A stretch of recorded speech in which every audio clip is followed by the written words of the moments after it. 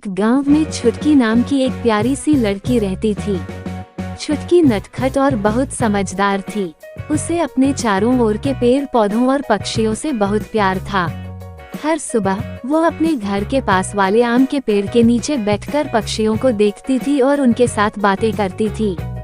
उसमें एक तोता उसका सबसे अच्छा दोस्त बन गया था।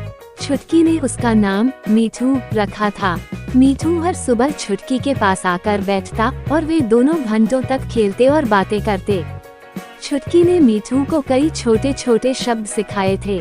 मीठू जब छुटकी कहता तो छुटकी खुशी से उछल पड़ती थी। धीरे धीरे दोनों की दोस्ती गहरी होती चली गई। एक दिन गांव में मेला लगा। छुटकी अपने माता पिता के साथ मेले में गई और मीठू को अपने घर के पास छोड़ दिया। जब छुटकी मेला देखकर वापस आई तो उसने देखा कि मीठू कहीं नहीं है। वो घबरा गई और इधर उधर ढूंढने लगी, लेकिन मीठू का कोई पता नहीं चला। वो उदास होकर घर लौट आई और रात भर रोती रही। अगली सुबह छुटकी फिर से मीठू को ढूंढने निकली। रास्ते में उसे एक बूढ़ा आदमी मिला, जिसने बताया कि उसने एक तोते को एक बड़े पिंजरे में बंद देखा था, जो मेले में बिक रहा था।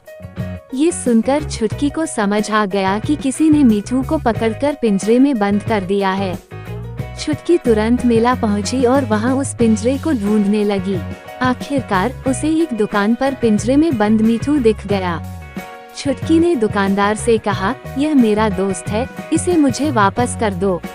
दुकानदार ने मना कर दिया और कहा, अगर तुम इसे चाहती हो तो पैसे देने होंगे। छुटकी के पास पैसे नहीं थे, लेकिन उसने हिम्मत नहीं हारी।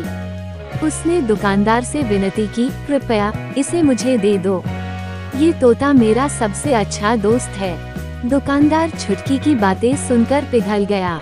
उसने सोचा कि किसी जानवर को उसके दोस्त से दूर नहीं रखना चाहिए। उसने छुटकी को पिंजरा सौंप दिया और कहा, ले जाओ अपने दोस्त को।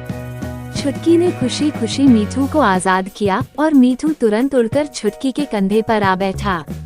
दोनों की आंखों में खुशी के आंसू थे। घर लौटकर छुटकी ने मीठू को गले से लगाया और वादा किया कि अब कभी उसे अकेला नहीं छोड़ेगी।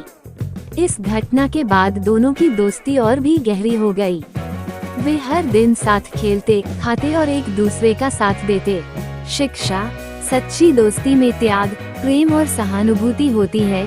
हमें अपने दोस्तों की कदर करनी चाहिए और उनकी मदद के लिए हमेशा तैयार रहना चाहिए।